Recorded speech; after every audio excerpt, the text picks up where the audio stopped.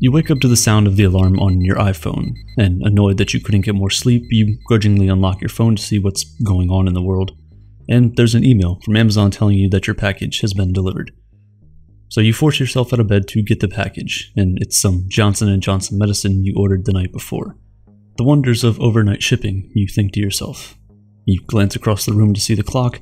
It's 8 AM and you have to be at work by 9.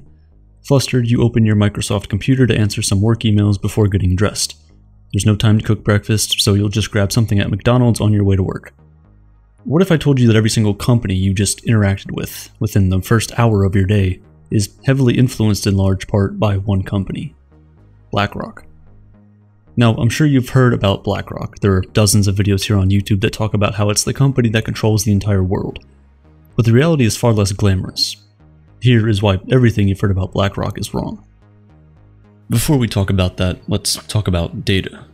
Every time we browse on the internet, companies collect an insane amount of data from us, information which is then sold to data brokers, who in turn sell it to the highest bidder or just lose that information in data breaches. According to a report from the Identity Theft Resource Center, there were 68% more breaches in 2021 than in 2020, and that number is only going up. A few months ago, my friend got an email telling him that his information was released in a data breach from a company that he had never heard of, and right after he started getting personalized email ads from shady companies.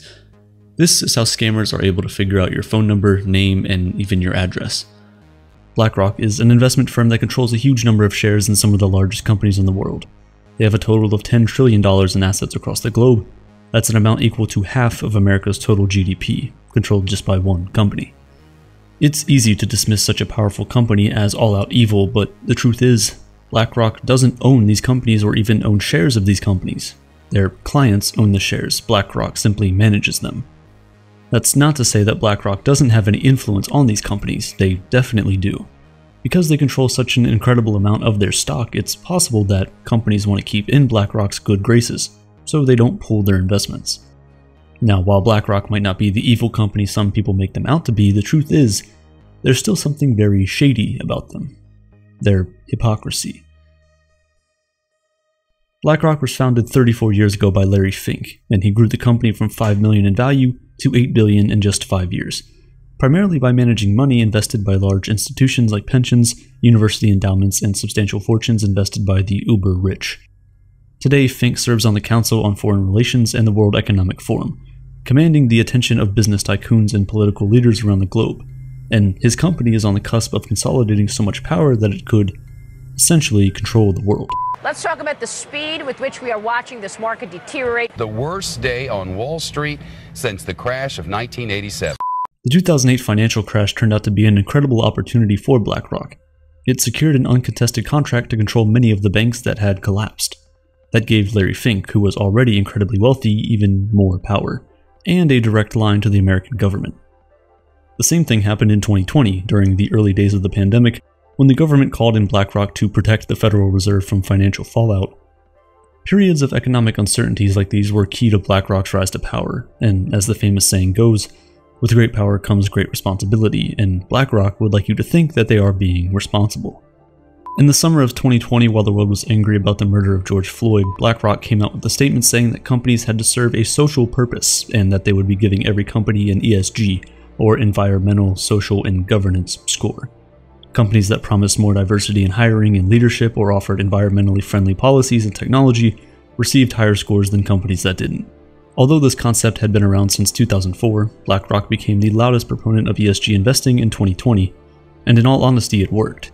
Before this statement, ESGs were mentioned in far fewer than 1% of earnings calls, but by May 2021 that number rose to around 20%, and in a sense remained the fastest growing segment in the asset management industry. People are more concerned about the environmental and social impact of companies, and that's a good thing, right? Socially responsible companies get the upper hand in an ideal world, yes, but we all know that the world we live in is far from ideal. While there's been some positive improvement, the main result of BlackRock's ESG statement has been a massive surge in companies participating in practices like greenwashing, pretending they're more sustainable, diverse, or responsible than they actually are. It's also exposed the hypocrisy of BlackRock itself, because while it claims to champion ESG investing, the company remains the largest investor in fossil fuels and war profiteering, and maintains a pretty friendly relationship with human rights violators. And it's not just BlackRock, the second largest investment firm in the world, Vanguard, is guilty of the same technique. Promoting ESG investing on the one hand, but on the other, unwilling to stop investing in oil and gas companies or pull out of companies with questionable human rights practices. We see this time and time again from BlackRock. They do something that seems like they're moving in the right direction in the eyes of the public, but behind the scenes, they're unwilling to tamper with their investments, even if it's for the greater good of society. Take climate change, for instance. BlackRock says that climate risk is investment risk, meaning that investing in companies that aren't creating policies to help address climate change is a risky move. In 2021, BlackRock actually did do something about this by helping shake up the board of ExxonMobil and installing new members who promised to take action on climate change. Previously, the oil and gas behemoth was responsible for 2% of the world's emissions. Now there are new self-imposed mandates to help reduce that over time. This is a great move by the company, no doubt, but the fact that it's still the world's single biggest investor in fossil fuels makes this feel more like virtue signaling than actually trying to make meaningful change. And the hypocrisy doesn't end there.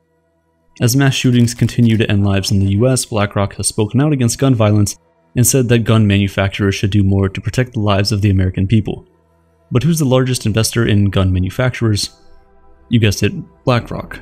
The investment firm holds a 16% stake in Sturm Ruger, 15% in Vista Outdoor, and significant percentages of other manufacturers just like them. BlackRock says it talks to these companies about improving safety, but so far, it's unclear whether or not there's actually been any policy change. Outside of America, BlackRock's US Aerospace and Defense Fund has billions of dollars invested in major weapons contractors worldwide, like Lockheed Martin, Raytheon, and General Dynamics. They're supporting these companies that then get huge Pentagon contracts and use taxpayer money to engage in violence and war around the globe. Often, these weapons are supplied to foreign governments in the name of peace, like Saudi Arabia, which received weapons from the US government and used them to indiscriminately attack civilians in Yemen during years of civil war.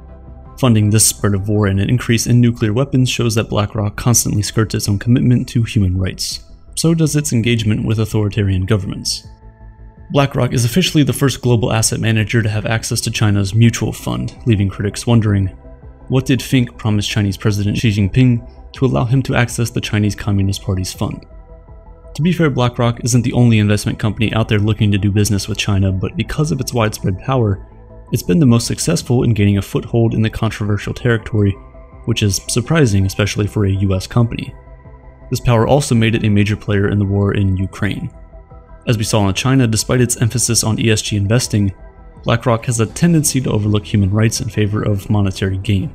It's been investing in Russia's most prominent companies for years. The British pensions that BlackRock controls alone have contributed $630 billion to Russia. After Russia's annexation of Crimea in 2014, a precursor to what would become the more now than a year-long war in Ukraine, BlackRock reconsidered some of its investments in Russia, but just 1 year later, it was back to being among the top shareholders in the country's biggest corporations. Even when it became clear that Russian President Vladimir Putin was planning an invasion last year, BlackRock didn't budge, and like most other Western firms, it did, eventually, pull assets out of Russia once the war started. But think about all the money it flooded into Russia over the years. Money that the authoritarian government controlled and used in its expansion mission that led to this deadly war. All of this begs the question, how did one company gain this much global power and influence? Well, it started with technology. BlackRock's business is built on ETFs, or exchange-traded funds. An ETF contains diversified investments to reduce an investor's risk. Rather than buying stock in a single company, you're investing in a fund that buys stocks, commodities, and other securities. This practice proved to be very lucrative for BlackRock and its investors thanks to a portfolio management software it created in 1998 called Aladdin. Aladdin predicts the possible outcome of every investment and collects information and personal data on everyone who has ever knowingly or unknowingly given BlackRock money. This allows the software to predict how likely it is that a specific investment will fail. Eventually, this technology put Fink and BlackRock on top, making the company the go-to firm for ETF investing, which keeps getting more and more popular. Global ETF assets could explode to $25 trillion by 2025, meaning trillions more for BlackRock. But we don't need to wait until 2025 to see the effects of the power BlackRock has. Right now, BlackRock oversees assets worth 10% of the entire world economy. Companies like Fox, Comcast, and Disney have to consult with BlackRock before they make major moves, since it has such a large share of their ownership. BlackRock and other large firms like Vanguard are the biggest investors in global giants like Google, Facebook, and Amazon. This level of ownership creates an anti-competitive environment. You feel this in the prices of airline tickets. BlackRock and Vanguard are among the 5 largest shareholders of the 3 biggest airline operators, which means that there's very little incentive to lower prices in order to compete with each other. This level of ownership consolidation reduces consumer choice and raises prices, and it also means that eventually a handful of powerful people at these investment firms could wield more power than the executives at the companies they own shares in. Even Jack Bogle, who founded Vanguard, says that this kind of ownership concentration is bad. Too much money in the hands of too few will not work out well for the global economy. There are solutions that governments could put in place to stop these companies from gathering too much influence. Things like not allowing funds and ETFs to vote as shareholders in companies, or creating ownership caps that would dictate how much of a company can be owned by a single entity. The laws can be passed limiting how much influence an investment firm can have in the companies they're invested in, even if that influence is intended to be benevolent, like with the ESG. But how soon could any of this happen? Because BlackRock and Vanguard are less than a decade away from managing $20 trillion in assets. That would upend the asset management industry and intensify the already staggering ownership consolidation of the world's largest companies, sending prices through the roof. One of the biggest problems with this system of business is that the more money BlackRock manages, the lower its fees for investors, so we end up in this cycle where the best way to invest our money today creates a potentially catastrophic environment for our money and our society tomorrow. Unfortunately, most people don't have the luxury of looking that far ahead. What looks good in the short term is all that matters, and that is how BlackRock thrives. It hopes you'll overlook its hypocrisy around the environment, diversity, and human rights because it puts out statements about being a responsible company. Its future hinges on its investors not caring about these things.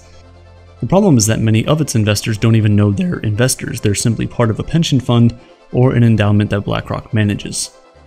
There are smaller funds that do support ESG investing without conflicts of interest, and there are options, like managing our own shares, that help us avoid the moral pitfalls of large companies like BlackRock.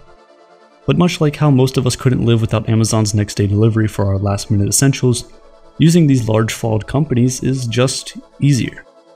Over the past decade, the public has become more and more critical of what massive companies do and say. As that magnifying glass emerged, BlackRock made sure that its messaging about making the world a better place was heard and publicized. BlackRock's hypocrisy won't end. Its public image versus private actions will most likely always conflict with one another, but as consumers and investors, it's our responsibility to know what's happening. Taking them at their word is the easier option, but that's exactly what BlackRock is betting you'll do.